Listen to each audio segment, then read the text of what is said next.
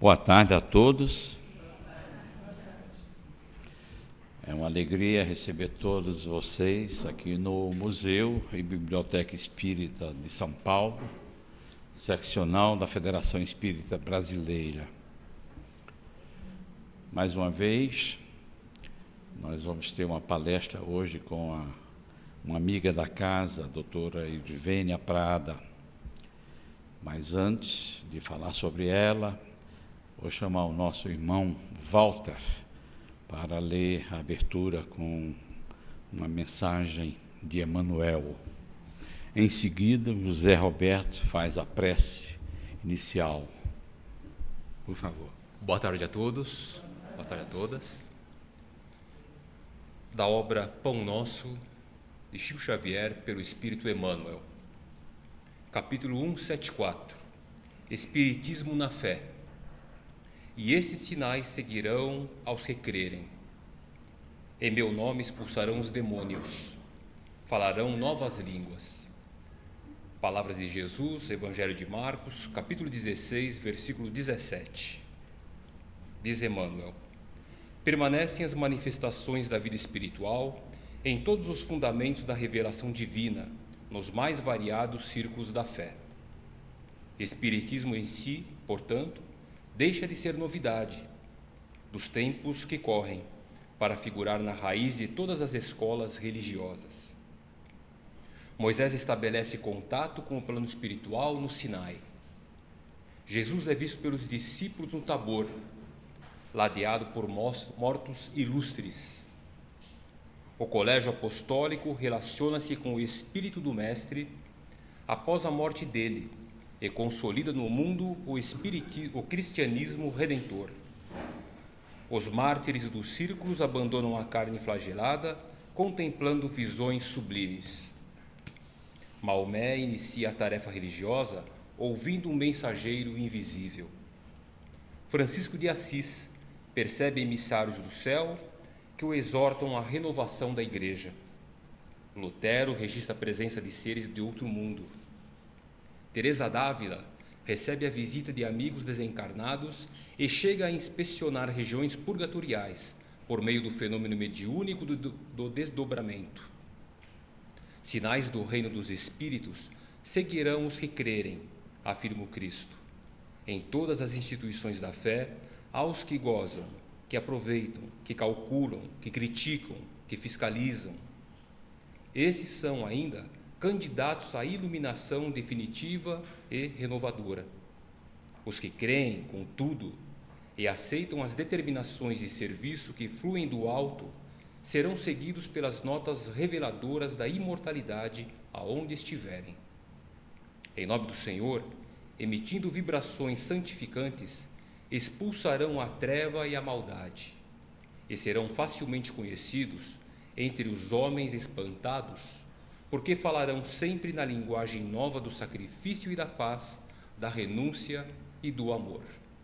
Assim é. E assim Jesus, após essa página de Emmanuel, já nos sintonizando com o tema da palestra, que possamos estar sintonizados com os benfeitores espirituais aqui presentes, para aprendermos um pouco mais e permanecermos assim, Jesus, na Tua seara, trabalhadores que somos, para que possamos, desta forma, nos transformar moralmente e ajudar na transformação dos nossos irmãos. E é com muita alegria, Jesus, que pedimos a permissão para dar por iniciado o trabalho desta noite. Que assim seja, graças a Deus.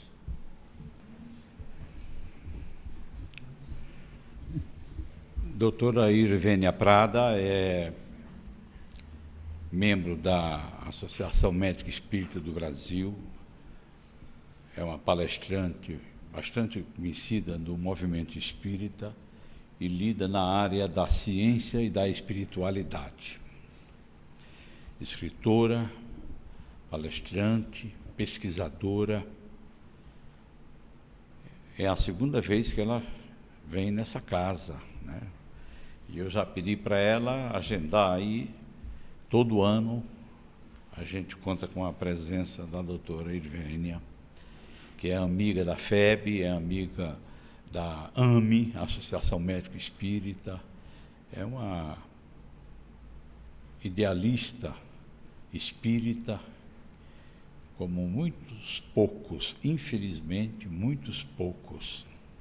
Mas o nosso movimento espírita cada vez mais cresce com a sabedoria do estudo, do aprendizado da obra kardeciana e do Evangelho e da obra de Emmanuel e de André Luiz, que é a área dela, que é onde ela mais atua. Doutora Irvênia, a casa é sua, por favor.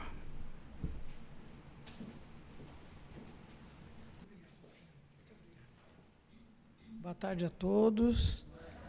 É um prazer muito grande estar aqui pela segunda vez no museu, revendo várias pessoas que eu vi da primeira vez, e agradeço a oportunidade da tarefa.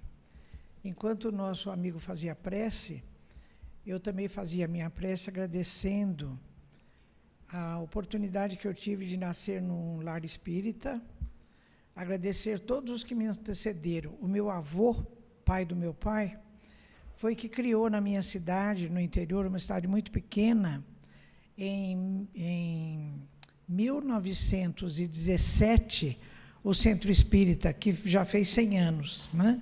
Há 2 anos atrás, há 1 ano e pouco atrás. E depois eu vi o trabalho do meu pai, dos meus tios, na doutrina. Meu pai ia no centro, ele trocava a lâmpada, ele varria o centro, ele doutrinava o obsessor, fazia o Natal do fim do ano para as pessoas carentes. Então, o que eu estou fazendo hoje é seguir o exemplo deles, né? Então, é por isso que eu estou aqui e agradeço muito essa oportunidade que eu tive, viu? O tema de hoje, então, a mediunidade através dos tempos, uma abordagem antropológica. Então, eu vou tratar do tema chamando Herculano Pires, por quem eu tenho muita admiração por toda a sua obra, né? Herculano, nesse seu livro Espírito Tempo, ele diz assim: a história da mediunidade e a do espiritismo se interpenetram. E ele diz que para os novatos do estudo da doutrina espírita, fica muito difícil entender, porque Kardec mesmo já teria dito que a doutrina espírita é ao mesmo tempo uma doutrina moderna, uma vez que se convencionou estabelecer a data da primeira publicação do Livro dos Espíritos como sendo o aparecimento para o mundo dessa nossa doutrina. Mas Kardec também diz assim, que apesar de ser uma doutrina moderna, ela também nasceu de um grande processo histórico, de um remoto processo histórico. Então, nós podemos entender que todo esse processo histórico representou metaforicamente uma gestação, e o útero desse processo foi representado também metaforicamente pela mediunidade. Então, foi através da mediunidade, que é uma faculdade inerente ao ser humano, e desde que o ser humano habita este planeta, a mediunidade vem se manifestando. Então, todo esse processo de desenvolvimento do ser humano, manifestando a sua mediunidade, serviu de útero para esse processo em que a doutrina espírita, através da codificação de Allan Kardec, pudesse, de repente, nascer para o mundo nessa data que se convencionou estabelecer, 18 de abril de 1857, primeira edição do Livro dos Espíritos. Bem, ainda Herculano Pires continua dizendo que, apesar disso, apesar da doutrina espírita ter tido esse processo gestacional, nós não podemos confundir fatos espíritas com espiritismo. Fatos espíritas são fatos mediúnicos, e o próprio Allan Kardec chamou os fatos mediúnicos de fatos espíritas. Mas o que são fatos espíritas? Eles são a matéria-prima de que o espiritismo se vale para todos os seus estudos e estabelecimento de princípios. Então, diz Herculano, o espiritismo se serve dos fatos mediúnicos como de uma matéria-prima, que aproveita de maneira racional, e isso faz toda a diferença, para a elaboração dos seus princípios. E ainda continua, exatamente como a hidráulica se serve das quedas d'água ou dos cursos dos rios para a produção de energia. Então, o Espiritismo se vale do processo mediúnico e foi através do estudo do fenômeno mediúnico que Kardec conseguiu extrair uma porção de conclusões que eu vou citar logo em seguida. Bem, então o que nós vamos fazer hoje para rever esse processo histórico?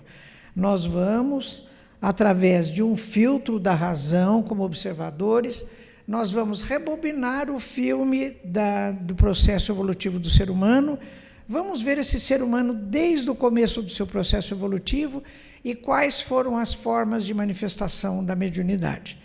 Então, esse nosso estudo da mediunidade, ele está em segundo plano porque nós vamos analisar a evolução do ser humano para chegar a entender a mediunidade. Por isso que a abordagem é antropológica, porque antropós do grego quer dizer ser humano. Então, nós vamos estudar a mediunidade numa abordagem antropológica. Bem, então vamos lá. Voltando a Herculano Pires, mas em outro livro, Mediunidade, Vida e Comunicação, ele diz assim: o Espiritismo tem o mundo como objeto de estudo, a razão como método e a mediunidade como laboratório. Eu fico impressionada como espírito sagaz, em Espírito Sagaz, Herculano consegue fazer num só texto, ele trazer toda a estrutura da doutrina espírita, não é? Porque, de fato, o mundo é o seu objeto de estudo, a razão é o seu método, ou seja, a maneira como foram trabalhadas todas as coisas, e a mediunidade é o seu laboratório. A que mundo Herculano se refere? É claro que ao mundo espiritual e ao mundo material, que tem esse trânsito de intercomunicação, representado pela capacidade da mediunidade, né? Então, é esse mundo. Bem, volto a Herculano Pires naquele livro, O Espírito e o Tempo, que eu recomendo fortemente. Então, ele faz esse estudo, essa abordagem do processo evolutivo do ser humano e da manifestação da sua mediunidade através dos chamados horizontes culturais, que são um modelo de estudo que foi utilizado por psicólogos ingleses. Então, nesse estudo estão contemplados horizonte tribal ou primitivo, horizonte agrícola, horizonte civilizado, horizonte profético. E Herculano, nesse estudo, ele acrescenta por conta própria o horizonte espiritual, que não poderia faltar, né? Então, nós vamos ver cada um dos horizontes e, em cada horizonte, ver a manifestação mediúnica como acontecia. No horizonte tribal primitivo, ele se vale muito, Herculano se vale muito da ótica espírita de Ernesto Bozano. Então, Ernesto Bozano foi um filósofo genovês, ele tem uma infinidade de obras de metafísica, 52 obras que estão em Bolonha, na Itália, na Fundação Biblioteca Bosoni de Boni. Toda a obra de Bozano está lá nessa espécie de museu, né? E lembrar também que Bozano, nessa ótica espírita, que é muito rica, isso nasceu também do seu contato com os físicos ingleses William Crookes e Oliver Lodge, e também com o fisiologista francês Charles Richer.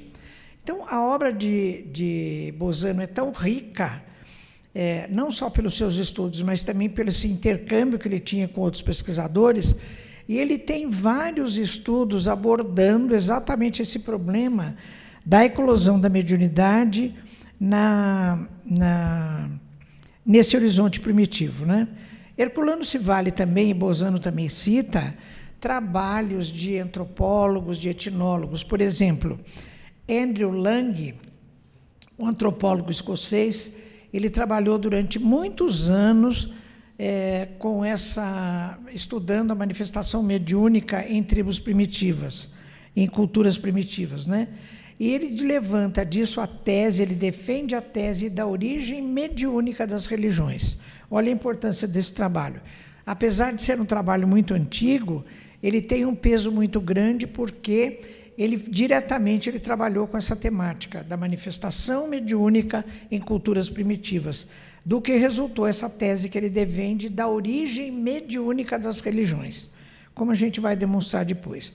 Outro autor também que é citado por Herculano é Max Freedom Long, um etnólogo americano. ele morou durante muitos anos em ilhas do Havaí. E algumas ilhas do Havaí e do resto da Polinésia, elas são tão distantes do continente. Imagina, no tempo em que eles fizeram esse estudo, não tinham os recursos que nós temos hoje de internet e de comunicação. Então, várias dessas ilhas mantiveram culturas muito primitivas e que serviram de base a esses estudos. Então, nós vamos ver, com base em Bozano, com base em Andrew Lang e no Max Freedom Long também. Lembrando que a Polinésia contempla milhares de ilhas, algumas muito pequenas, perdidas no meio do Oceano Pacífico, não é? Então, desse lado nós temos a América do Norte, a América Central, a América do Sul, do outro lado toda a parte oriental, e muitas ilhas perdidas lá. E como naquele tempo em que foram feitos esses estudos não havia esse tipo de comunicação que temos hoje, muitas dessas ilhas mantiveram, assim, cultura muito primitiva e que serviram de base para os estudos dos autores que eu acabei de citar. Bem, vamos então focalizar no horizonte tribal ou primitivo ainda a participação de Ernesto Bozano. Ele é autor desse livro, né? Povos Primitivos e Manifestações Supernormais ou Supranormais, e a colaboração dele é inestimável, por isso é que Herculano faz questão de inserir a ótica espírita de Bozano nos estudos que ele faz. Então, Bozano, com base na teoria de Spencer, do qual ele foi discípulo, Herbert Spencer, ele crê na universalidade da crença na sobrevivência. Então, todos esses princípios, essas crenças, e mesmo a origem das religiões, todos esses autores defendem, inclusive Herbert Spencer, defendem que teve origem no processo mediúnico, tudo resultou do processo mediúnico. Vamos ver como é que Herculano encara isso. Quem foi Herbert Spencer, do qual Bozano foi discípulo? Sociólogo inglês, positivista, filósofo, biólogo, antropólogo. Ele era versado em literatura, em teoria política, economia, psicologia, ou seja, ele era um polímata, não é? Que é o nome que nós usamos para as pessoas que dominam várias áreas do conhecimento. Ele é chamado mesmo, pelas pessoas que estudam Herbert Spencer, de um Aristóteles moderno, tal a capacidade dele de varrer simultaneamente vários ramos do conhecimento. Então, que tese ele defendia? Ele dizia assim: a crença na sobrevivência decorre de experiências concretas, particularmente sensoriais, do homem primitivo, e não de cogitação filosófica. Aliás, Bozano também defende essa ideia de que toda a concepção do homem primitivo não resulta de elucubrações filosóficas. A mente do homem primitivo não tem capacidade para isso.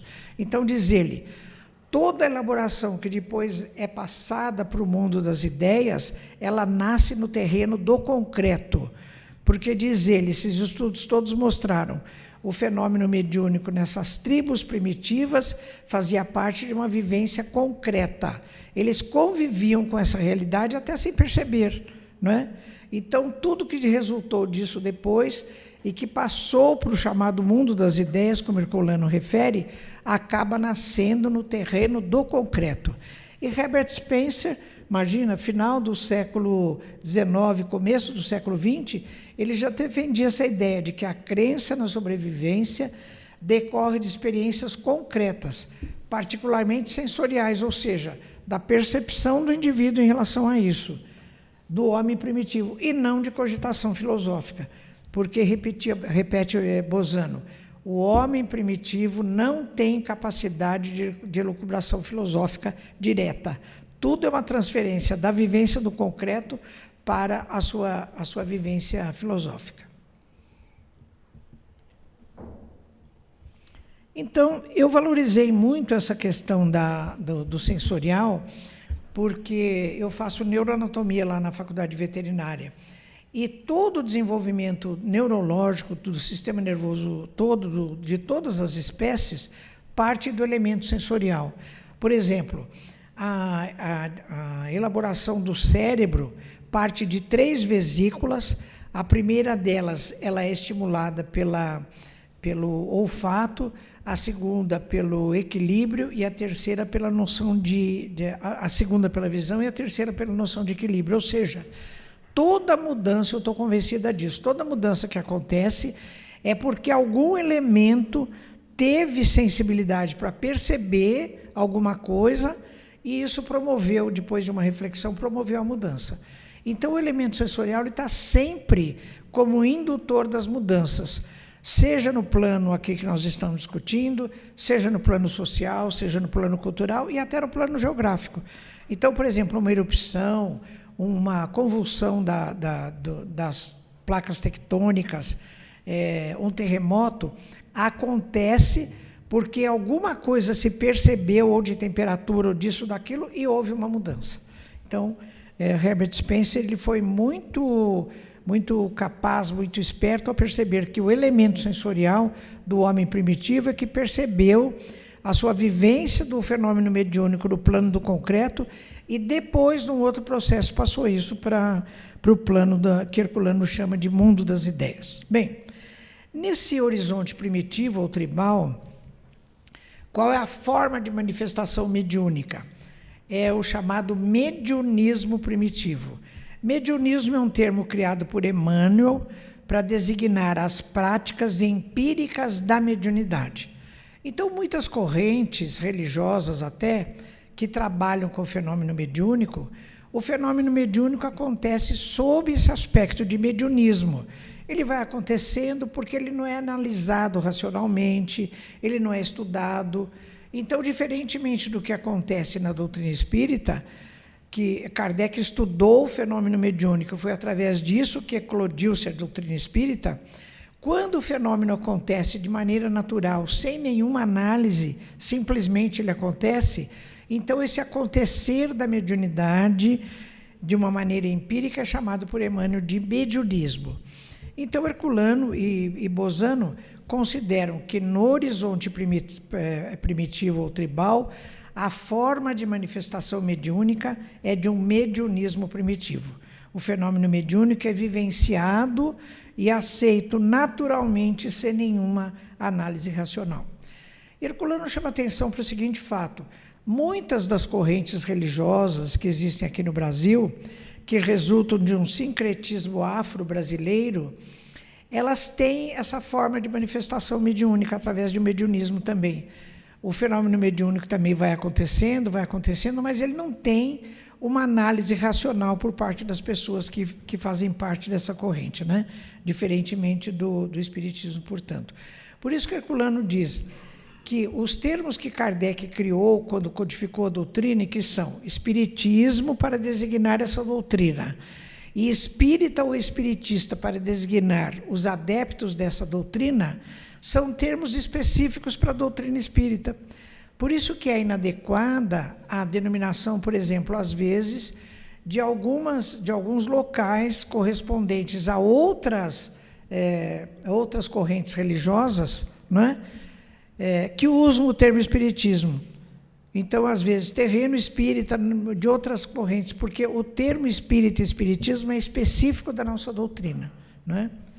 Então, Herculano faz essa análise. Bem, especialmente aquele outro autor que eu citei, Max Friedon Long, ele estuda muito ele morou muitos anos em Ilhas do Havaí, ele estudou então o seguinte, olha, os kahunas, que são curandeiros polinésicos, ou seja, são os indivíduos que fazem parte da comunidade e que trabalham de maneira mais especial com o fenômeno mediúnico, ou seja, são médiuns, particularmente de efeitos físicos.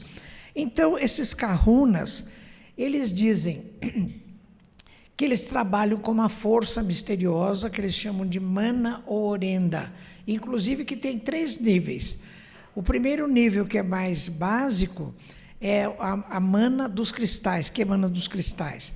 O segundo nível emana da mente humana, e o terceiro nível, referem os kahunas, são de outras coisas. Então, nós entendemos que sejam de entidades espirituais mais elevadas. E eles dizem ainda mais, que eles armazenam essas forças para poderem usá-las em ocasiões de mais necessidade. Ora, depois a gente faz a correspondência dessa força misteriosa com o próprio ectoplasma, né? Com fluidos espirituais. Então, quem estudou muito isso foi aquele autor que eu citei, o etnólogo americano Max Freedom Long. Ele, como viveu muitos anos nessas ilhas, ele pôde participar dessas vivências, de entrevistar os kahunas e saber a respeito disso tudo. Mais do que isso ainda, os kahunas também, nessa vivência que eles têm com os espíritos, eles têm de forma natural vidência, audiência, fenômenos de materialização, de ectoplasmia, que para eles são naturais, fazem parte da sua vivência do concreto. Então, é Bozano que chama atenção para isso. Toda essa vivência de fenômeno mediúnico no horizonte primitivo ou tribal faz parte da realidade concreta desses indivíduos, né? E Bozano volta a dizer: o pensamento do homem primitivo é incapaz de abstrações diretas, apoia-se sempre em realidades positivas e fatos concretos. Ele está concordando com a tese do seu mestre Herbert Spencer, né?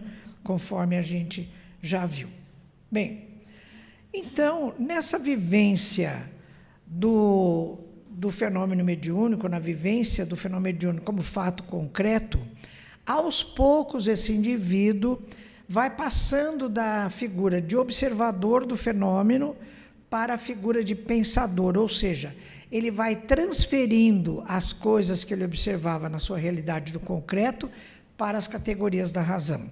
Esse processo, Herculano chama de processo de racionalização, processo através do qual o indivíduo vai passando o conteúdo da sua vivência da realidade do concreto para as suas elucubrações filosóficas, né? Então, diz Herculano, apoiado em Ernesto Bozano, apoiado nos autores que eu citei, isso tudo é feito, esse processo de racionalização, através do fenômeno mediúnico. Então, Bozano volta a dizer: o conteúdo da realidade abstrata tem origem no terreno do concreto. Bom, nesse horizonte ainda começam a acontecer duas coisas muito interessantes. O que os autores depois chamam de antropomorfismo. Vocês se lembram, né? Antropós do grego quer dizer ser humano e morfo quer dizer forma. O ser humano, que é a medida de todas as coisas, como já disse um filósofo grego, ele começa a perceber que o seu corpo físico tem identidade com o corpo físico de alguns animais. Então ele percebe que o corpo dos animais tem ossos. Eu pus um animal aí que não é o dessa época, né? Mas, enfim, é um mamífero, que eles também têm ossos. Quando ele vai abrir os animais que ele caça para poder comer as suas carnes, ele percebe que tem coração, que tem aparelho digestivo, que quando se corta ele sangra, que os ossos se fraturam. Então ele começa a perceber uma identidade de estrutura do corpo dos animais em relação ao seu próprio corpo, que ele toma como modelo, né? O homem é a medida de todas as coisas. Isso, então, caracteriza o que os autores chamam de antropomorfismo. Nós vamos ver na sequência aí algumas coisas a respeito do antropomorfismo. Outra coisa que já aparece se insinuando nesse horizonte primitivo ou tribal é o animismo. O animismo, em vez de ver o ser humano perceber através da forma uma identidade de composição do corpo dele com o corpo dos animais, ele começa a perceber em elementos da natureza alguns valores. Então, ele começa a perceber, por exemplo, que tem aves que voam a grandes alturas. Ele começa a perceber que tem árvores que são muito frondosas, muito grandes, que lhe conferem sombra. Ele começa a perceber valores nesses elementos da natureza. Por exemplo, uma grande pedra que está lá em cima da montanha, que ele admira, mas de repente essa pedra rola e mata um dos seus companheiros durante uma caçada. Ele começa a ter por esses elementos uma certa admiração, que nós vamos traduzir com o nome de adoração, mas, ao mesmo tempo, essa admiração, ela resulta do temor que ele tem por esses elementos. Porque, por exemplo, um pássaro que voa a grandes alturas, mas também pode vir atacá-lo. Essa pedra que tem lá no alto da montanha muito grande, de repente ela rola e mata um dos companheiros, ele passa a temê-la em outras situações iguais.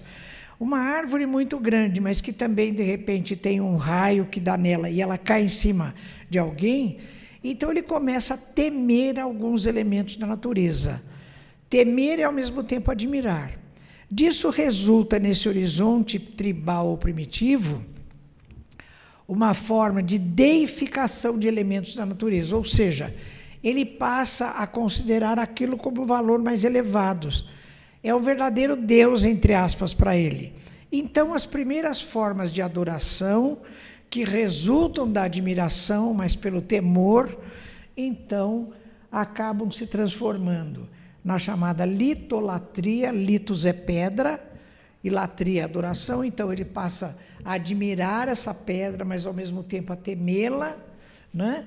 Fitolatria, fito é vegetal, então uma árvore, uma coisa assim. Fitolatria, isolatria. Então, são os primeiros elementos daquela adoração que nós encontramos depois nas leis morais, que estão no 4º livro do Livro dos Espíritos. Ela começa aqui, mas ela resulta do temor. E é impressionante como nós temos resíduos, porque até hoje, em algumas correntes religiosas, nós ouvimos as pessoas dizerem que são tementes a Deus. Você imagina que um Deus que é de amor, que é o nosso Pai, que é o nosso Criador, nós vamos temer esse Pai? Isso é resíduo disso aqui. Porque nós estivemos lá nesse processo encarnatório, né, no horizonte primitivo, depois em todos os outros. Então, como nós temos isso no fundo do nosso psiquismo, nós ainda não conseguimos amar a Deus dessa forma de adoração pelo amor. Ainda tememos, né? Tanto que em muitas correntes religiosas ainda existe aquele binômio pecado e castigo. Então, as pessoas dizem, por que Deus está me castigando? Porque ainda tem esse resíduo de temer a Deus, né? E os primeiros elementos são elementos da natureza. Deificação dos elementos da natureza. Bom, então, Herbert Spencer, que foi mestre de Bolzano, ele faz uma coisa que eu achei maravilhosa. Nesse processo de racionalização, ele quer encontrar pontes através das quais o indivíduo conseguiu trazer as vivências do concreto para as categorias da razão. Então, ele põe ali como primeiro elemento os sonhos, porque ele imagina assim, o indivíduo sonha alguma coisa. No dia seguinte, ele levanta e se recorda do sonho. Então, ele começa a dizer, puxa, eu sonhei com fulano, eu sonhei com isso, com aquilo. Era uma realidade, mas não é uma realidade, porque agora eu acordei, eu estou vendo que não era. Então, ele começa a passar da figura de observador para a figura de pensador. Quando ele começa a questionar, mas o que é isso? Ele nem sabe que é um sonho, né? Mas ele diz, puxa, aconteceu isso, mas isso é real, mas não é real. Então, diz Ernesto Bolzano, o sonho é um elemento indutor do processo de racionalização. Outro elemento que Spencer coloca é o da imagem na água. Então, vamos supor, ele está andando com os companheiros, vai para uma caçada, na beira de uma lagoa, de um lago, ele vê a imagem dele, dos companheiros, ele fica olhando, ele pensa na cabeça dele, diz, puxa, mas isso existe, mas não existe, é, mas não é. É outro elemento indutor do processo de racionalização. E Spencer ainda coloca as sombras também. O indivíduo vai andando, o sol está vindo de lá para cá, ele vê as sombras. Aí ele pisa na sombra, ele vê, mas é outro elemento indutor, não é? E Spencer ainda coloca mais uma coisa, o eco da voz. Quando ele está num vale muito grande, tem gente lá na frente, ele grita chamando os companheiros, ele ouve o eco da própria voz. Então ele diz, puxa, mas é voz, mas não é, a minha voz, mas não é. Então vocês perceberam?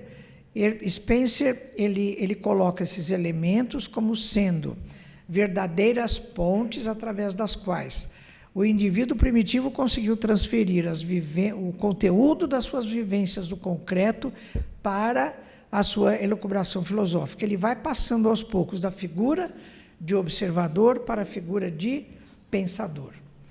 Aí Bolzano, que foi discípulo de Spencer e com a ótica espírita, o que ele fez?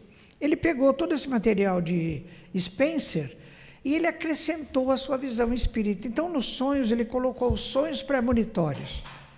Olha, dá uma força maior, não é? Porque o indivíduo sonha alguma coisa. Agora, se ele sonha, por exemplo, uma caçada que ele vai fazer, que está fazendo com seus companheiros, de repente rola uma pedra e mata um dos companheiros, no dia seguinte isso acontece, ele fica pensando, ele diz, mas puxa, mas eu sabia, eu sonhei. É um elemento muito mais forte, o sonho premonitório, do que qualquer sonho, né? Então, Bozano acrescentou a ótica espírita aí. Nesse coisa da imagem na água e das sombras, Bozano acrescentou os fenômenos de vidência, as aparições e as ectoplasmias, que eram fenômenos que aconteciam normalmente na vivência do concreto. Mas, por exemplo, uma vidência. Então, o Kahuna, de repente, ele via um espírito, conversava com ele e tal, mas aí desaparecia. Ele had de pensar, falava, mas a criatura está aqui ou não está aqui, né? Então, é mais um elemento indutor. E ainda no eco da voz, Bozano acrescenta, sob a ótica espírita, os fenômenos de audiência e de voz direta, que eram também fenômenos da vivência concreta dos indivíduos, né? Tudo isso, então, alicerça o tal do fenômeno, do processo de racionalização. Bom, vamos entrando para outro horizonte, o horizonte agrícola. E uma coisa que eu tenho que dizer para vocês, e que Herculano frisa bem no livro, é que esses horizontes não são sequenciais, não obrigatoriamente sequenciais. Por quê? Por exemplo, o horizonte primitivo foi estudado agora no século XX, no começo do século XX, por aqueles autores que eu citei, né? O horizonte agrícola, Herculano cita como exemplo de vivência do horizonte agrícola o Egito Antigo. O horizonte profético, que eu vou citar depois, ele pega toda a vivência do Velho Testamento. Então, esses horizontes, como existem várias culturas em todo o mundo que são em estágios diferentes, então não necessariamente esses horizontes são sequenciais. Bom, vamos ao horizonte agrícola. Esse horizonte acontece na vivência de assentamentos, ou seja, o indivíduo que é coletor e que é caçador, geralmente ele é nômade. Ele vai explorando um lugar onde tem alimento, ele vai caçando, depois ele muda para outro lugar e assim por diante. Quando a comunidade encontra água, sejam em fontes naturais, em rios, em lagos, beira do mar, ele para ali, porque a água é elemento essencial para a vivência da comunidade. Quando ele para ali, o que acontece? O antropomorfismo e o animismo se acentuam, como eu vou mostrar para vocês em seguida. Bom, então, a toda aquela forma de antropomorfismo e animismo acaba se concentrando numa figura primeira, que é o zoantropomorfismo. Olha a mistura, zo é animal, antropos é ser humano e forma. Então, o que acontece, principalmente no Egito Antigo, a gente vê muito a figuras onde estão representadas formas animais e formas humanas. Por exemplo, aquela primeira figura lá da esquerda é de Horus, filho de Osíris, o faraó, e da rainha Ísis. Toda a figura de Osíris, como a de Horus, como essa do meio também, sempre aparece com a sua cabeça representada por um falcão, ou então com o falcão atrás da cabeça. Por quê? Porque ele admirava não só esse valor da ave voar a grandes alturas, que era uma coisa que ele não tinha. Ele não conseguia voar a grandes alturas, então ele trazia para si, para a sua figura, a representação desse valor. Então é ao mesmo tempo uma figura zoantropomórfica e uma figura anímica, porque ela está representando na forma também um valor que a ave tem, que é de conseguir voar a grandes alturas, e que ele não tem, né? Então, em várias representações, aquela ali de baixo tem a cabeça de um leão, depois essa daqui tem asas. O falcão é o símbolo do Alto Nilo, porque essa é de região montanhosa, ao passo que a serpente, que está adornando aqui a fronte dessa egípcia, é o símbolo do Baixo Nilo, da região pantanosa, né? Então, sempre essas figuras estão misturadas com características humanas e características animais. Então, é uma forma de representação zoantropomórfica, mas, ao mesmo tempo, anímica. Bom, nesse horizonte agrícola, então, esse processo de racionalização que começou lá no horizonte tribal, o indivíduo, através do sonho premonitório, das vivências todas, começou a transportar conteúdos da realidade concreta para a realidade das suas ideias. Esse processo se intensifica particularmente no que diz respeito ao animismo. Então, vamos ver como é que acontece isso. Aí acontecem várias coisas. Primeiro, personalização de elementos da natureza. O indivíduo começa a perceber que, assim como a mulher gesta o filho e dá à luz ao filho, também, quando é colocada uma semente na terra, a terra também gesta essa semente e dali nasce o fruto. Ele começa a comparar, então, a terra com a mãe humana. Então, ele começa a chamar a terra de terra-mãe. A mesma coisa, ele diz, assim como o pai fecunda a mãe para que ela geste o filho, a chuva também fecunda a terra. O céu, através da chuva, fecunda a terra.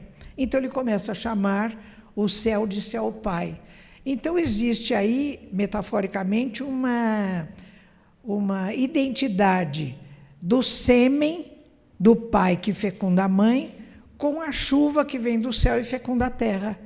Então, esse ser do horizonte agrícola, ele já tem uma capacidade de racional para fazer esse entendimento. Ele começa a perceber que elementos da terra têm qualidades que o ser humano tem, porque ele é a medida de todas as coisas, né? Como disse o filósofo. Então, é o tal do fetichismo. Por quê? O elemento da natureza que é objeto dessa simbologia é chamado de fetiche. Então, um fetiche é a terra, outro fetiche é o céu, né? Outra coisa que acontece aí também nesse horizonte é a criação de uma mitologia popular. Existem mitificação de elementos da natureza e de pessoas. Vocês se lembram, através da fitolatria, da litolatria, da zoolatria, que ele já tinha essa forma de adoração e de deificação desses elementos? Também começa a acontecer isso com pessoas. Então, por exemplo, eu vou citar logo, Osíris, que era um faraó, quando ele morreu, ele passou a ser objeto de um culto doméstico. Depois ele começou a ser tão mitificado, ele começou a ser tão elevado a outras categorias, que virou um deus cósmico. Então, tudo que acontece, que é de uma natureza e tem um valor, e que nós acrescentamos valores e elevamos a categoria dessa criatura, esse processo é de mitificação. Lá na minha cidade, por exemplo, morreu um senhor de uma família conhecida. Esse senhor, eu vou chamá-lo de Senhor João, não é o nome dele.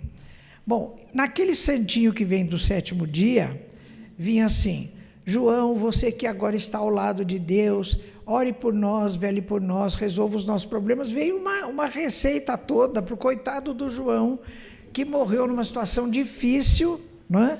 Teve uma doença difícil, morreu numa situação difícil. Ele já foi mitificado para a categoria, morreu, já virou santo. Já foi mitificado e ele tinha que resolver já todos os problemas que já puseram já no santinho para ele resolver, né? É a tal da mitificação. Essa coisa da mitificação começa a acontecer no horizonte agrícola. Então, é criada uma mitologia popular através desse processo. Outra coisa ainda que acontece aí, nesse horizonte, é o aparecimento de uma religião antropomórfica. Porque, como o homem é a medida de todas as coisas, o que ele faz? Através desse processo de deificação e de mitificação, ele começa a criar uma população de deuses. Então, é assim, olha, uma população de deuses. Então, são os deuses do Olimpo grego e do Olimpo romano, que tinham famílias, que eram velhos, eram moços, tinha criança, né? Um casava com o outro, quer dizer, fizeram os deuses à imagem e semelhança da vivência do ser humano. Vamos fazer um resumo desse animismo. Então, o que é fetiche? Elemento da natureza que é objeto da representação anímica, como é o caso da terra-mãe e do céu-pai, né?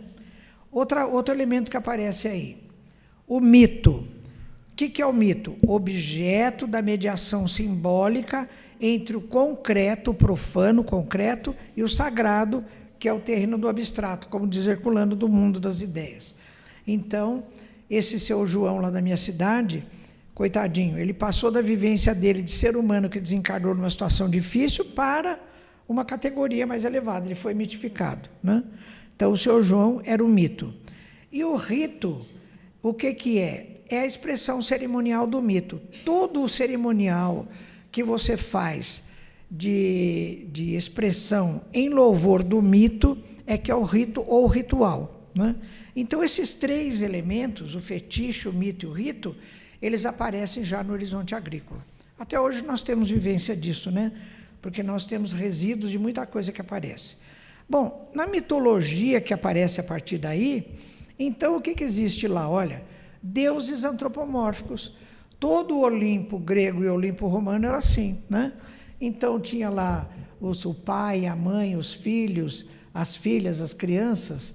Então eram deuses antropomórficos, criados à imagem e semelhança da vivência do ser humano. Bom, quais são os resíduos que nós temos até hoje desses dois horizontes? Será que temos? Vamos ver. Por exemplo, a adoração de imagens. A adoração de imagens ainda é uma simbologia, né, daquela litolatria primitiva que a gente viveu lá no começo. Zoolatria, mitificação de animais. Ainda temos em países como o Egito e a Índia, mitificação de animais. Por exemplo, na Índia as vacas são sagradas. Elas andam pelo meio da rua, ninguém mata a vaca, nada, né? No Egito também e na Índia tem macacos que são sagrados. Então, é um resíduo ainda desses horizontes. Promessas e oferendas. Então, o fato de se fazerem promessas e oferendas é um resíduo do nosso temor às divindades. Lembra da primeira forma de adoração, que era o temor? Então é assim, eu vou oferecer alguma coisa para esse Deus para que ele me poupe de sofrimentos. Eu tenho um familiar que não é espírita, ele desencarnou há pouco tempo agora. Um dos filhos dele, com 5 anos, ele ficou vários meses internados com um problema renal muito grave e que não dependia nem de transplante. O que ele fez? A nossa cidade fica a 500 quilômetros da Aparecida do Norte. Ele fez uma promessa de ir andando da nossa cidade até lá para que o filho se curasse. Aí alguns amigos dele ainda foram. Ele acho que demorou uns 10 dias, 8, 10 dias para vir. Chegou todo arrebentado, com os pés, né? Uma lástima. Por quê? Ele achou que se ele fizesse esse sacrifício e oferecesse a Deus, Deus poderia poupar o filho dele, que certamente se curou depois de outra forma, né? Mas então ainda é esse Deus que você teme e você tem que oferecer alguma coisa, especialmente sacrifícios. Porque é impressionante como o sofrimento parece que é uma moeda de troca com esse Deus que muitas correntes ainda temem, né? Apego a amuletos, são fetiches. Então, a gente vê, às vezes, pedacinho da roupa de um santo, ou então aquelas figuinhas que você acredita que ali tem alguma coisa que tem mais valor do que o objeto em si mesmo, né? São os fetiches. E depois ainda a ritualização, que é o cerimonial do mito, que está isso graça em todo lugar, né? Até na casa espírita a gente precisa tomar cuidado para, às vezes, não começar com esse tipo de procedimento em relação a pessoas que a gente admira muito, né?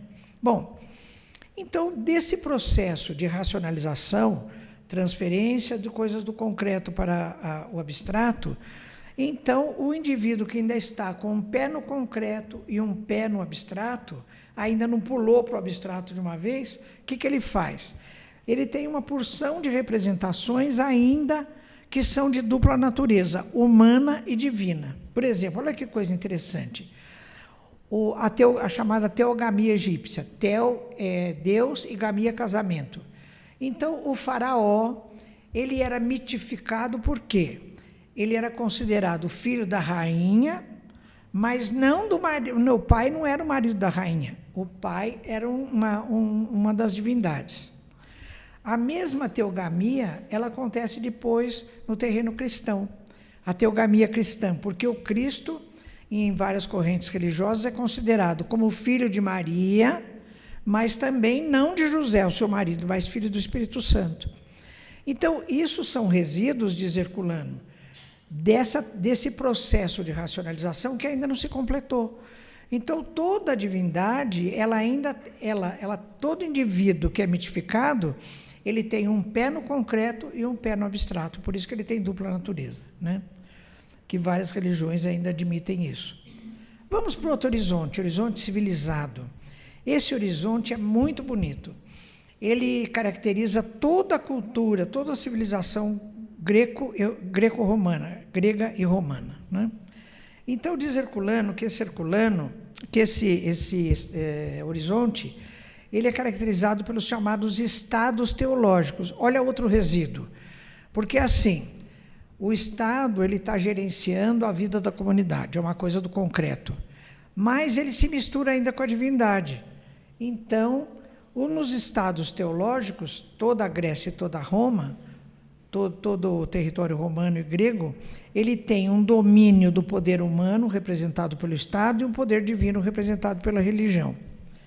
Então, diz Herculano, que apesar ainda dessa vivência do concreto e do abstrato, poder humano e poder divino, nesse horizonte apareceram coisas muito bonitas, já conceitos abstratos, quer dizer, o indivíduo já conseguiu formular conceitos aqui no mundo das ideias, princípios éticos e morais, e também princípios jurídicos. Muitas dessas coisas já aconteceram no horizonte civilizado. Bom, eu trouxe para vocês aqui, esse é uma foto que eu tirei da antiga congregação da minha faculdade. Agora eles reformaram o ambiente lá, mas na congregação, que é o órgão máximo da unidade, então, lá na frente tinha essa imagem. Eles mudaram agora, mas isso aí continua. O que vocês estão vendo aí? Primeiro aqui, a ciência, o diretor senta no meio, o secretário de um lado, o vice-diretor do outro. Depois, as bandeiras representando o Estado e lá atrás, o crucifixo representando a religião. No meu departamento, um dos indivíduos, quando assumiu a diretoria do departamento, ele era muito ativo, tudo, ele começou a modificar uma porção de salas, e um dia eu ia passando lá, e ele estava aqui, falando com o pedreiro, e aí eu entrei e falei, nossa, está ficando bonito. Ele falou, você quer ver? Aí ele mandou pintar uma faixa mais escura aqui no meio, e uma degradê aqui, mais clara do outro lado também. Aí eu disse, que interessante, era a sala do conselho departamental. Então eu disse, por que você pintou essas faixas em degradê? Ele falou assim, por isso aqui. Pegou assim do canto uma cruz de 1 metro de altura. Ele falou, eu vou pôr a cruz aqui no meio. E eu fiquei assim, ele disse, o que você acha? Ele perguntou, não perguntou? Aí eu tive que dizer. Eu disse, olha, eu acho que é totalmente inadequado, no ambiente coletivo, você colocar um símbolo que é da sua religião. Ele era católico. Porque aqui eu sou espírita, não tem símbolo nenhum. A dona Kazui, que é a secretária, é Seixonoye. O Franklin, o nosso colega, é judeu. O outro colega, Pedro, é batista. Então, em ambiente público não cabe um símbolo religioso. Ele brigou comigo, ele falou, venha você, vem atrapalhar minhas coisas. Eu falei, não, você é o chefe, você quer, põe. Agora, você perguntou o que eu acho, eu tenho que dizer, né? Aí ele não pôs, mas ficou brigando comigo o tempo todo. Por quê? Ele não pôs porque eu falei, eu disse, olha, falei porque você perguntou, né? Eu não me atrevi a perguntar, a falar sem perguntar.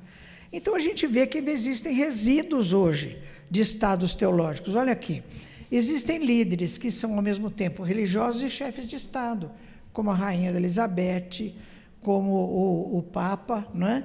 Eles são líderes religiosos e, ao mesmo tempo, chefes de Estado. É um resíduo ainda desse horizonte civilizado. Bem, vamos para frente. No Senado Federal, tem ainda um símbolo religioso lá. Vocês prestem atenção, quando passar alguma coisa lá que focalize o Senado, vocês notem, ainda tem uma cruz lá com Jesus crucificado. Os evangélicos, quando começaram a participar intensamente lá do Senado e da Câmara dos Deputados, fizeram um movimento contra isso, porque desde 1987, né, que foi a renovação da Constituição brasileira, o nosso Estado é laico, porque até então o Brasil era considerado um país religioso, católico. A partir dessa reformulação da Constituição, o Brasil é um Estado laico, ou seja, ele não tem uma religião formal. Então, não cabe um símbolo religioso. Mas ninguém conseguiu tirar essa cruz de lá até hoje, né? Isso é um resíduo dos horizontes que a gente acabou de ver. Então, segundo essa notícia da Folha, que fez uma reportagem grande, a permanência de crucifixo nos tribunais brasileiros já foi e continua sendo motivo de polêmica. Mas você veja a força do mito, né?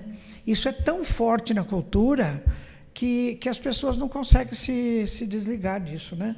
Apesar de que, do ponto de vista jurídico, digamos assim, não tem nenhuma procedência. Bom, nesse horizonte civilizado, qual é a forma de manifestação da mediunidade? Mediunismo oracular. Também é uma forma de mediunismo através do oráculo. O oráculo não tem uma definição própria. Às vezes ele entende-se o próprio sacerdote, às vezes é o local, às vezes é uma divindade que é evocada. Então, o fenômeno mediúnico é totalmente impessoal. Essa é a característica do mediunismo oracular. A mensagem mediúnica é impessoal. Então, mesmo que o sacerdote fale alguma coisa ou apitoniza, a pessoa não está entendendo que seja uma comunicação mediúnica. Ele está interpretando algum sinal que lhe foi dado. Então, é sempre assim. Todos consultam o oráculo. Reis, sábios, guerreiros, povo, todo mundo consulta o oráculo. Será que nós temos resíduo disso ainda hoje? O que vocês acham? Tem pessoas que ainda não saem de casa sem ler o seu horóscopo do dia? Tem pessoas que na quarta-feira só saem de amarelo, no sábado só saem de verde, não tem essas coisas? É resíduo disso aqui. Porque nós é que vivemos tudo isso, e a gente tem isso no fundo do nosso psiquismo, não é? Bom, então, nesse mediunismo oracular, o que acontece? Por exemplo, existiram templos muito famosos, né? Por exemplo, o mais famoso foi o oráculo de Delfos.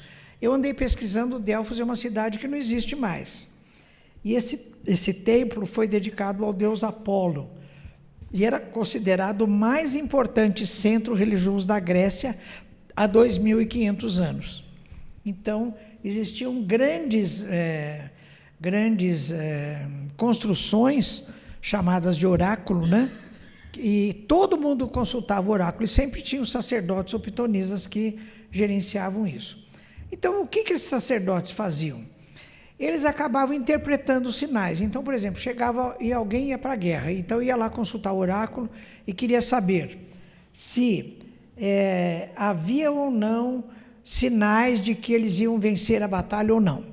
Então, por exemplo, o sacerdote podia analisar qualquer sinal ali da natureza, de como a nuvem se formava, ou então ele via um outro sinal, aconteceu uma tempestade com raio, ou então um outro sinal, apareceu depois da chuva um arco-íris ou não.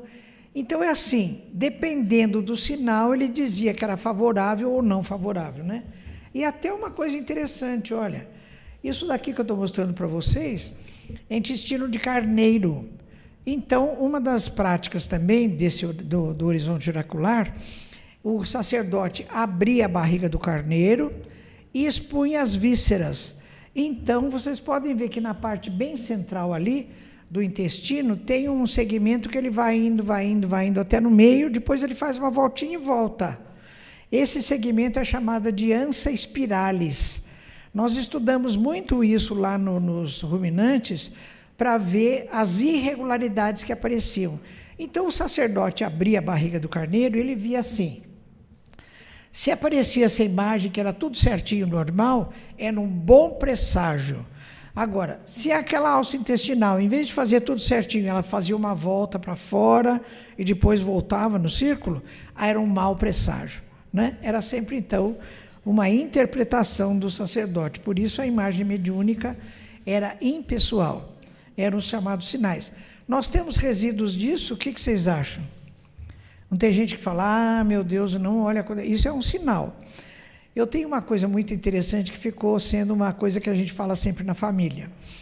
Um dia faleceu um tio do meu marido que era religioso. Não era padre, era irmão marista. Eu fui ao enterro e saí do cemitério de braço dado com 2 primas do meu marido, que são católicas. E uma delas diz assim, olha, o nosso tio que acabou de morrer, ele era devoto de São José e morreu no mês de São José. Isso é um sinal para a família. Aí eu fiquei pensando, eu falei, que sinal que será que é para a família, né? E depois, a gente lá em casa conversando, eu comentei, escuta, o que você acha que é um sinal? Ela não soube explicar, mas era um sinal para a família, né? Então, a gente pega umas coisas assim, o fulano, por exemplo, caiu um garfo no chão. Lá na minha cidade, o que era? Vai chegar uma visita, e é o homem. Se cai uma colher no chão, vai chegar uma visita, e é mulher, né? A gente tem uma porção dessas coisas ainda que são resíduos disso tudo, dessa interpretação dos sinais, né? Vamos para outro horizonte, horizonte profético. Esse aqui é muito bonito. O horizonte profético é o horizonte da individualização. Porque não vinha todo mundo naquela massa lá, né? Mitologia popular, até os deuses eram criados à imagem e semelhança das famílias humanas. De repente vem vindo, e o fenômeno mediúnico, que era assim, era de vivência normal, mediunismo primitivo, depois oracular, agora o médium se individualiza. É o indivíduo recebendo uma mensagem da divindade. Então, é o horizonte da individualização. Aí surgem os sábios, os místicos, os profetas, os poetas, ou seja, em toda a cultura, em toda a comunidade, de repente começa a aparecer o indivíduo, que é mais sábio, um poeta que acaba se tornando reconhecido, um profeta, um místico. Então, diz Herculano, é o tempo de florescimento da filosofia grega, do profetismo hebraico, do misticismo hindu e do moralismo chinês. É um horizonte muito fértil do ponto de vista cultural, porque o indivíduo já conseguiu fazer a transferência no processo de racionalização de toda aquela vivência dele do concreto para o mundo das ideias. Então, ele estava com o pé nas 2 canoas, de repente, ele já consegue pôr os 2 pés numa canoa só. E ele valoriza mais o terreno das ideias do que do plano do concreto, né? É no horizonte chamado profético.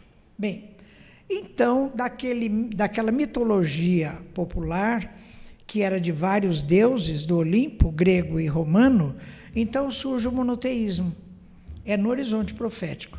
Então, o ser individualizado, ele também consegue individualizar a divindade. Acentuam-se os atributos éticos de Deus. Assim como o ser humano, ele está mais moralizado, ele formula princípios éticos e jurídicos e tal, também o Deus que ele concebe também tem valores mais sofisticados do que anteriormente. Então, Deus não só é individualizado, como tem atributos também mais sofisticados. Herculano chama atenção para uma coisa que é absolutamente fantástica, a força do mito. Então, ele diz assim, os antigos, especialmente os profetas hebreus, eles acabaram fazendo desses espíritos que se comunicavam com eles, desses espíritos que eram de diferentes categorias, eles consideravam como sejam divindades especiais. Por exemplo, o Deus de Abraão, de Jacó, de Isaac, de José, que era chamado de Senhor, né? Eram entidades espirituais de diferentes níveis. Até a gente pode dizer assim, eu fiquei lembrando, Herculano fala assim, o mediunismo do Velho Testamento chamava esses espíritos de Senhor, quer dizer, era a divindade, era Deus, né? Até hoje, algumas correntes religiosas consideram, por exemplo, o Espírito Santo é uma divindade que se mescla com Deus, né? É o trio. Deus, Pai, Filho e Espírito Santo. Então, ou se comunica uma alta divindade, ou então espíritos demoníacos. Então, aqui não, no profetismo hebreu, era a divindade, que era chamada de Senhor. Mas tanto eram espíritos de diferentes níveis evolutivos, que eu gostaria que você, chegando em casa, pegasse o Velho Testamento, abra o 3º livro de Moisés, que é o Levítico. Ele é todo dedicado a regras e para procedimentos de holocaustos e sacrifícios de animais, em louvor a essas divindades. Muitos deles, inclusive, recomendam que se abra os animais e o sangue dos animais seja derramado nos altares. Agora eu pergunto para vocês, que nível de entidade é esse que quer que se sacrifique animais e faz o sangue ser derramado nos altares? E por que eles fazem isso? Porque são entidades de tão baixo nível evolutivo que eles precisam usufruir o fluido vital desses animais para eles se conservarem aqui nesse plano que eles querem. Aliás, André Luiz, várias vezes nas suas obras, ele diz que nos matadouros e frigoríficos de hoje amontoam-se espíritos onde os animais são abatidos exatamente com essa finalidade, para usufruir o fluido vital que emana dos animais. Então, que nível de divindade é essa, não é? Então, Herculano chama atenção para isso, e isso é fantástico. Então, essas divindades, que eram chamadas o Senhor, quer dizer, era Deus, eles eram, na realidade, espíritos de diferentes níveis evolutivos. Alguns de alto nível evolutivo, como foi o espírito que, através de Moisés, edificou o Decálogo, né? Que foi um grande, digamos assim, o primeiro grande decálogo que dava normatização para os indivíduos. Os 10 mandamentos. Aliás, dos 10 mandamentos, vocês podem perceber que, se não me engano, 7 tem a palavra não. Não faça isso, não faça aquilo, não faça aquilo, que é o que a gente fala para as criancinhas. Tem uma criancinha pequena chegando perto de uma janela num apartamento alto, você fala, não, meu bem, não chega aí, não é? Então você diz não, é mandamento. Na doutrina espírita, o que nós temos no livro dos Espíritos? Espíritas, instruí-vos, o primeiro é mandamento? O primeiro, ensinamento. Amai-vos, o segundo, ensinamento. Então, nós já passamos de mandamento, não faça isso, não faça aquilo, para ensinamento. Não é? Olha o processo evolutivo. Então, Herculano explica muito bem isso, que apesar de ter havido a identificação do médium, a individualização da divindade, esse Senhor que era considerado por eles, às vezes não eram espíritos de alto padrão evolutivo, como foi no caso do Decálogo, às vezes eram espíritos de muito baixo padrão evolutivo, né? Eu acho que é como aquele que mandou Isaac sacrificar o próprio filho, acho que ele estava gozando do Isaac, né? Porque não é possível uma barbaridade dessa, um absurdo desse, né? Mas fazer o quê? Bom, então acabamos de ver os horizontes propostos pelos psicólogos ingleses. Herculano coloca então agora o horizonte espiritual. Ele diz assim: no horizonte espiritual, o ser humano reconhece que a sua verdadeira natureza não é do concreto do corpo físico, é do espírito, é da realidade chamada abstrata em comparação à realidade concreta, né? Então ele se reconhece na sua verdadeira realidade como sendo espiritual. Então, essa história começa, eu vou passar meio rapidamente, mas ela começa lá nos Estados Unidos, em meados do século XIX, quando um médium americano, Andrew Jackson Davis, deixa eu pôr a cara dele aí. Essa fotografia dele é quando ele tinha 20 anos. Foi um médium extraordinário.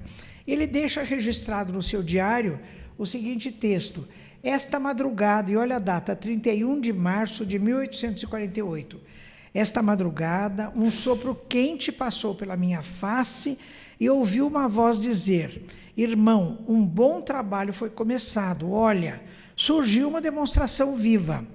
E ele fica elucubrando essa mensagem, E ele percebe mediunicamente que um fato muito importante se anunciava. Um fato espiritual, quer dizer, alguma coisa muito importante estava se anunciando. Bem, essa data de 31 de março de 1848, por vários acontecimentos que vieram depois, e que eu vou mostrar rapidamente, foi convencionalmente considerada a data de nascimento do chamado espiritualismo moderno, quando a mediunidade acaba sendo reconhecida como fato. Sai do terreno do misterioso, da coisa oculta, do mito, e ela é revelada como fato, né? Então, que fatos que aconteceram aí que foram anunciados através da mediunidade desse espírito? Por exemplo, o caso das irmãs Fox, né? Todos vocês já conhecem o caso das irmãs Fox, eu vou passar rapidamente. Então, nos idos de 1847, no município de Hydesville, no nordeste dos Estados Unidos, uma família metodista do senhor John David Fox mudou-se para uma casa nesse município de Hydesville, que já era considerada uma casa mal assombrada, porque os antigos ocupantes relatavam que existiam barulhos, ruídos, movimentação de objetos, mas ele mudou para essa casa. Bom, ficou a coisa meio quieta ali, até que, virando o ano, entrando em 1848, começaram outra vez esses efeitos físicos, mediúnicos, acontecerem na casa. Especialmente, duas das filhas do Sr. Fox, a Margarete e a Kate, elas, num dia que estava acontecendo muita coisa, elas começaram meio a estabelecer um código, porque tinha pancadas na parede. Então, uma delas disse: se você for um fantasma, bate uma vez na parede, batia. Se você for isso 2 vezes, elas começaram a estabelecer um código que a própria mãe, depois, através disso, também começou a dizer: mas você é um espírito que está aí, um espírito de ser humano, bata 2 vezes, batia. E ela começou a testá-lo. Quantos filhos eu tive? E uma das crianças tinha morrido aos 2 anos, e ele falou que ela tinha tido 7 filhos. Quer dizer, ele falou que era verdade, porque qualquer pessoa que conhecesse a família ali ia dizer que eram 6, né? Uma porção de coisa assim. Bom, na data de 31 de março de 1848, exatamente na data em que aquele médium recebeu essa comunicação, é que elas conseguiram estabelecer, e depois chamaram várias pessoas da vizinhança, conseguiram estabelecer uma comunicação com esse espírito que estava causando esses ruídos. Então, através disso, ele revelou que ele era um mascate, tinha sido assassinado ali naquela casa, e que o corpo dele ainda estava ali junto com a mala de mascate. O nome dele era Charles Rosma, contou toda a história dele. Ele era casado, tinha 2 filhos, contou tudo. Bom, então, o que aconteceu? Escavaram toda a casa e não encontraram nada, porque o esqueleto dele estava escondido num lugar especial onde existiam 2 paredes na adega, e ele estava entre essas 2 paredes. A família foi ridicularizada, eles tiveram que mudar para a costa oeste dos Estados Unidos. As 2 meninas, que eram médiums, acabaram tendo um futuro muito, muito inadequado, porque não foi uma mediunidade trabalhada. 56 anos depois desse dia, o que aconteceu?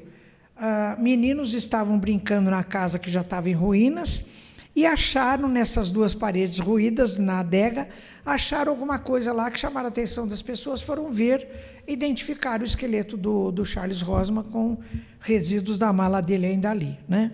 56 anos depois encontraram o esqueleto. Então, o fenômeno mediúnico dessa criatura, Charles Rosma, ficou identificado como fato.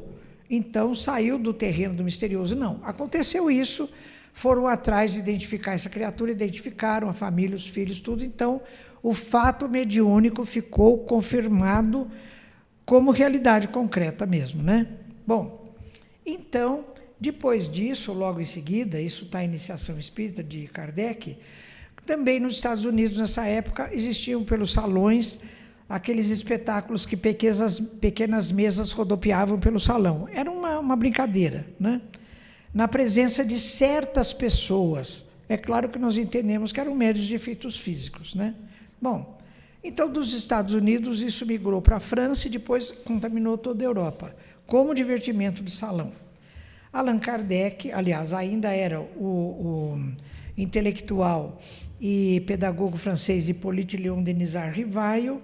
Aos 50 anos ele toma conhecimento desses fenômenos. Ora, aos 50 anos, naquela época, Kardec já era muito idoso, porque nas melhores regiões da Europa, nessa época, a média de idade não passava de 40 anos.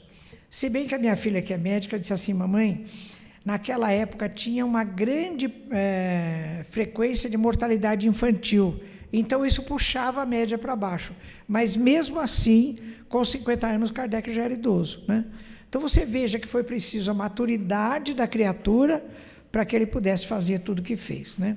Ele toma conhecimento dos fenômenos, no começo ele não se interessa muito, mas depois tantos amigos falam que ele vai assistir um episódio, né? E ele começa a relatar todas em obras póstumas existe relato assim de datas. Ele foi nessa reunião, ele fez isso, ele foi naquilo. Depois ele começou a frequentar as reuniões da casa do senhor Baudin, e através das duas filhas dele, que eram médiums, ele começou a interrogar os espíritos, porque ele disse: se as mesas respondem às perguntas, e é uma resposta inteligente, a causa tem que ser inteligente, porque todo efeito tem uma causa. Todo efeito inteligente tem que ter uma causa inteligente, né? E ele começou a questionar os espíritos, então, sobre várias coisas. E depois ele repete essas questões com muitos outros médiuns, através de amigos, para esse princípio que é da universalidade do conhecimento. Bom, então ele relata, eu só estou mostrando como está tudo isso escrito em obras póstumas. Então, na data de 25 de março de 1856, o guia dele se revela como o Espírito da Verdade ou a Verdade. A 30 de abril vem a primeira revelação da sua missão. A 7 de maio ele fica tão assustado com o volume da tarefa que ele diz: mas e se eu falhar? No dia 12 de junho. Então o Espírito responde: nesse caso, outro se substituiria, porque os desígnios de Deus não se assentam na cabeça de um homem, né? Mas ele foi capaz de realizar toda a tarefa. Então, ele vai estudando o fenômeno mediúnico, vai estudando, e ele chega a algumas conclusões. Algumas coisas se tornaram muito evidentes, que o meio espírita nem sempre leva a sério essas conclusões de Kardec. A primeira delas, a existência de um mundo invisível. Até aí tudo bem, que é o Espiritismo, capítulo 1. Então, através disso, ele diz: bom, existe o espírito, porque se existem a comunidade deles se comunicando, é porque eles existem. Segunda evidência da falibilidade dos espíritos. É isso que eu me refiro, que às vezes nem sempre o meio espírita respeita essa evidência de Kardec. Diz ele: em sendo a alma dos homens que desencarnaram, não possui nem a sabedoria nem a ciência integral. É como aquele seu João lá da minha cidade. Ele desencarnou, o que ele era depois de desencarnado? Exatamente o seu João, não é? Então ele foi mitificado. Às vezes nós mitificamos os espíritos e dizemos assim: mas o espírito disse. Eu disse: mas o que o espírito disse? Kardec não falou que tem que passar pelo crivo da razão? Analisar o que o espírito disse e ver se está coerente, não é? Então, a falibilidade dos espíritos. E depois ainda uma outra evidência, o caráter progressista da doutrina espírita, que está baseado na falibilidade dos espíritos. Porque vamos supor, a respeito de um determinado assunto, Kardec recebeu comunicações de alguns espíritos que compreendiam o assunto com esse limite. Depois de 150 anos, pode ser que a ciência tenha descoberto outras coisas, né, que podem ser acrescentadas ou modificadas. Então, Kardec já previa isso. Na Gênese, capítulo 1, ele está dizendo: caminhando com o progresso, o Espiritismo jamais será ultrapassado, porque se uma nova verdade se revela, ele a aceita, né? Então, é o caráter progressista da doutrina espírita. Eu, na minha leitura, eu considero duas coisas. Existe a estrutura da doutrina espírita, pela qual eu tenho a mais profunda admiração: ciência, filosofia e moral. É a única forma de ciência comprometida com a moral. Agora, os textos, existem coisas que talvez possam ser acrescentadas ou modificadas, dependendo do progresso da ciência. É uma análise que tem que ser muito bem feita, né? Mas tem que se separar.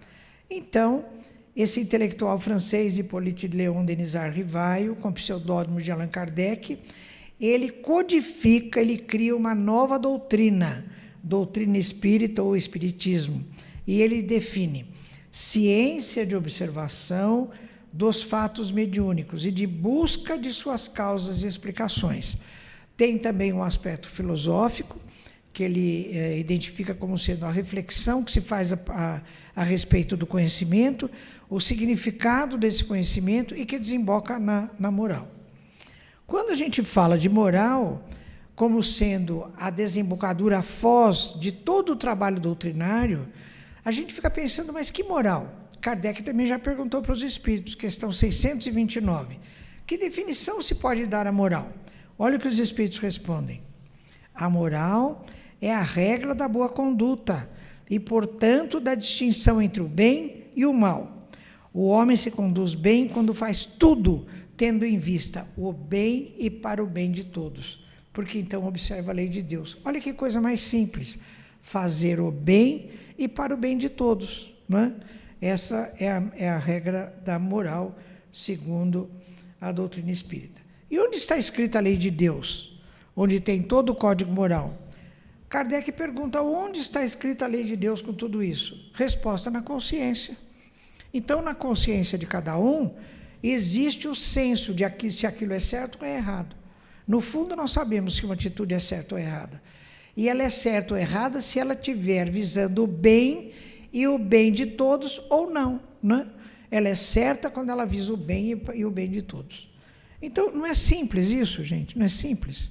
Mas as coisas mais simples são as mais difíceis, né? A gente sempre quer complicar. As coisas mais simples são as mais difíceis. Bom, então, Kardec ficou pensando, bom, se eu vou criar uma ciência com o significado moral, qual é o significado do conhecimento? Vai desembocar para servir ao homem, para evoluir, moral. Então, ele falou, qual é a referência que eu vou ter? E ele perguntou para os espíritos, qual é o tipo mais perfeito que Deus ofereceu ao homem para servir de guia e modelo? A resposta é curta e direta, vede Jesus. Então, o que Kardec fez? Pegou toda a moral de Jesus, né? Pegou de todos os textos dos 4 apóstolos, dos 4 evangelistas, João, Mateus, Lucas e Marcos, e ele percebeu que a matéria contida nos evangelhos tem 5 partes: os atos comuns da vida de Cristo, as palavras e os atos que deram origem aos dogmas da igreja, os milagres, as profecias e o ensino moral. E ele disse, as várias religiões que se formaram foram da discussão das 4 primeiras partes, que não levam o ser humano a ser melhor.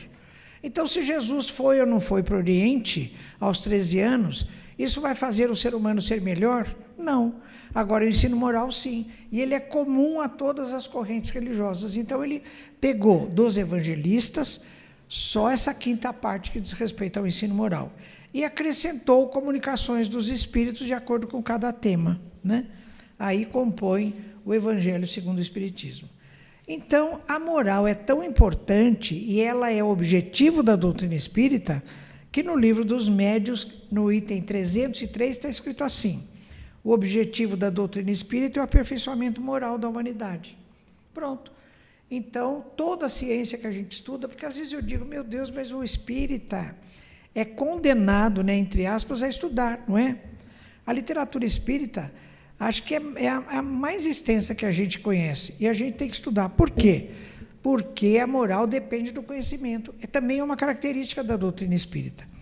Então, o objetivo da doutrina espírita é o aperfeiçoamento moral da humanidade. Moral como exercício do nosso livre-arbítrio. Então, olha que Herculano conclui. Hoje, no centro espírita, o espírito comunicante, ele não é uma divindade, ele não é um sinal, não é nada. Ele é um ser humano desencarnado ou desdobrado do corpo físico, né? A verdadeira natureza do espírito comunicante é a natureza humana, é um ser humano, né? Então, os espíritos se comunicam, espíritos familiares e amigos, entidades necessitadas de auxílio e até entidades orientadoras, o que está escrito lá no Livro dos Médiuns, são pessoas, são seres humanos. Então, isso a doutrina espírita trouxe através do estudo do fenômeno mediúnico, né? E o princípio da falibilidade dos espíritos, Herculano repete no Livro dos Médiuns 299. Como só aos espíritos perfeitos é dado tudo conhecer, para os demais como para nós, há mistérios que eles explicam à sua maneira, segundo as suas ideias. Então, é uma coisa que a gente tem que levar sempre em ordem, né? O fenômeno mediúnico, então, através do espiritismo, saiu do plano do místico, do misterioso, do simbólico, do mítico, né? A força do mito, do ritualístico, do mediunismo primitivo, e está no plano do racional. Essa é a grande diferença que a nossa doutrina trouxe, porque ela permite investigação dos fatos, formulação do princípio racional da imortalidade e sempre desembocando nas consequências morais, né? Então, aquele Deus bíblico do horizonte profético, que era autoritário, vingativo, sanguinário, guerreiro e assim por diante, então, que era o Deus de Abraão, Isaac, Jacó, Moisés, José, ele passou a Deus evangélico no horizonte espiritual trazido por Jesus, né? Amoroso, justo, misericordioso, pacífico, Deus Pai de Jesus. Então, aquela primeira divindade que nós temíamos já ficou no passado. Agora nós temos Deus como Pai amoroso e nós amamos o nosso Pai, adoramos sob a forma de amor, não de temor mais, né? Então, a nossa lei de adoração passou da planta, da pedra, do animal, tudo para o Deus que é a inteligência suprema, causa primária de todas as coisas. Mas, diz Herculano, nem todos entenderam essa sublimação da lei de adoração. Porque, por exemplo, em relação ao batismo, o próprio Pedro, apóstolo, ele considerava como o batismo do corpo na água, acompanhado da circuncisão. Paulo não. Paulo entendeu o batismo já no terreno do abstrato, porque ele considerava que o verdadeiro batismo era representado pela elucidação evangélica. Não é outra ideia, outra apreciação, né? Então, sai do foco, não é mais o concreto, o corpo. O foco agora é o espírito, é a elucidação evangélica. Bom, então nós temos aí o final da nossa palestra, dizendo assim, olha, Evangelho segundo o Espiritismo, capítulo 17:4. Reconhece-se o verdadeiro espírita pela sua transformação moral e pelos esforços que faz para dominar suas más inclinações. O Espiritismo representa, então, o quê? O momento em que o espiritualismo, superando as fases mágicas do seu desenvolvimento, através de todos os tempos, atinge o plano da razão. O método através da razão foi a grande diferença que a doutrina espírita trouxe. Pela razão chegamos ao entendimento. Pelo entendimento podemos optar. E optando, desembocamos na dimensão moral que depende do exercício do nosso livre-arbítrio. Assim, podemos nos engajar como trabalhadores na seara do Mestre, realizando primeiro a nossa própria transformação. Olha que coisa bonita, né? Então, olha, aqui nas coisas que os meus alunos foram me ensinando, eu termino com estou terminando a fala com essa coisa aqui, olha, um resumo de tudo. Olha, no processo de racionalização do concreto para o abstrato, a gente passou do horizonte tribal para o agrícola, civilizado, profético e espiritual. Passamos de ser gregário para ser social, ser ético, ser moral, ser espiritual. Depois, do nosso processo de adoração, da litolatria, fitolatria, zoolatria para mitos e fetiches, lembra dos mitos e fetiches? Para os deuses mitológicos, para o Deus bíblico, para o Deus inteligência suprema, causa primária de todas as coisas. E também, em relação ao fenômeno mediúnico, passamos do mediunismo primitivo para o mediunismo do Velho Testamento, já com o fenômeno individualizado, depois o mediunismo oracular, a mediunidade personalizada e depois a mediunidade em análise racional. Eu vou terminar com um texto de Emmanuel, que está no primeiro capítulo do livro Roteiro. É um texto muito bonito, é o final do primeiro capítulo, eu fiz um resumo. Ele diz assim, olha, partindo dos elos que o prendem, a estreita família do mundo, O homem que desperta para a grandeza da criação, deambula na terra, à maneira do viajante incompreendido e desajustado, peregrino sem pátria e sem lar, a sentir-se grão infinitesimal de poeira nos domínios celestiais. Nesse homem, porém, alarga-se a acústica da alma, e embora os sofrimentos que o afligem, é sobre ele que as inteligências superiores estão edificando os fundamentos espirituais da nova humanidade. Olhem todo esse trajeto, o ponto em que nós estamos ainda. Ainda somos espíritos sofredores, temos ainda uma trajetória grande, mas o plano espiritual que está querendo renovar a humanidade para o período de transformação da Terra, ele tem que contar com a colaboração de quem? De nós, desse homem. Quem é esse homem? Sou eu, é o oceano, é você, é você, é você, somos todos nós, não é? Que com as nossas imperfeições, nós temos a oferecer a esse trabalho a nossa boa vontade, o nosso esforço, que é isso que nós estamos fazendo, não é? Então, quem é esse homem? Somos nós.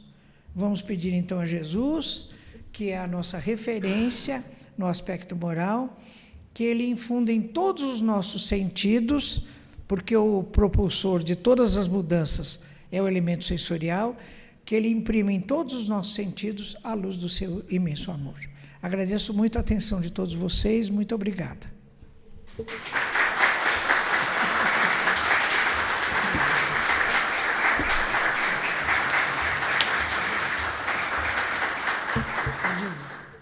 Então, queria agradecer a doutora Ivene pela magnífica palestra. Obrigada, Luciano. E acho que todos nós adoramos, né? Mas o mérito é de Herculano e todo esse trabalho que trabalhou, né? Herculano, Bozano e todo mundo que trabalhou. Só estou trazendo aqui o trabalho deles. Foi muito bom ouvir isso, tudo isso baseado em Herculano. É verdade. É verdade. Esse ano está completando 40 anos da sua desencarnação. Nossa, que coisa, né? Eu me lembro da desencarnação dele. Foi final da década de 70, né? 79. 79. Eu me lembro, sim. Muito obrigado, então. Eu que agradeço. Muito obrigada, pessoal. Bom, nós vamos, antes de fazer a prece final, dar alguns avisos. A próxima palestra será sobre Eurípides Barçanufo. A Laurete Godoy vai fazer a palestra. Com certeza ela está meio adoentada, mas até lá ela vai se recuperar e fazer a palestra sobre Eurípides Barçanufo. E dar alguns avisos. Nós temos 4 grupos estudando aqui na casa. Segunda-feira, às 7h30. A terça-feira, às 7h30 também. Quarta-feira, às 8h15. E quinta-feira, às 3h. São estudos da mediunidade, são estudos baseado todo ele em Kardec, em Jesus, e quem quiser participar é só telefonar aqui no Museu Espírita e escolher um desses grupos para dar continuidade ao estudo sistematizado, ao estudo aprofundado da doutrina espírita. Eu queria, para terminar, chamar a nossa irmã Mônica para fazer a prece final e depois as pessoas que quiserem tomar passe, receber a fluidificação, é só se dirigir à sala de passes, e que será uma grande alegria para todos nós. Vamos então todos agora unir os nossos pensamentos, absorver as energias que inundam esta sala de conhecimento e de alegria por tantos que nos precederam no estudo e na investigação dessa doutrina, que é um farol na travessia que hoje nós fazemos. Agradecer a professora Irvênia, que aqui veio trazer para nós essa herança bendita que todos aqueles que nós hoje enfileiramos os nossos esforços, os nossos estudos na doutrina, podemos ter acesso. E assim é que queremos buscar a Jesus, o nosso mestre amigo, o nosso irmão e guia, para agradecer a Deus, nosso Pai eterno e bondoso, por essa tarde de estudo, de encontro, por este vínculo com a nossa família terrestre. Esquecidos que estamos, temporariamente da nossa condição de espírito, queremos lembrar, através do nosso coração, da alegria de estarmos sempre juntos, celebrando a bênção da vida e celebrando a herança divina que nos faz condenados à perfeição e à alegria suprema. A Ti, Mestre, ao nosso agradecimento profundo e ao nosso Pai, a reverência daqueles que têm certeza do seu amor incondicional em qualquer circunstância, nos amparando, nos iluminando e abrindo a Jesus o nosso coração dia após dia. Muito obrigada, que assim seja.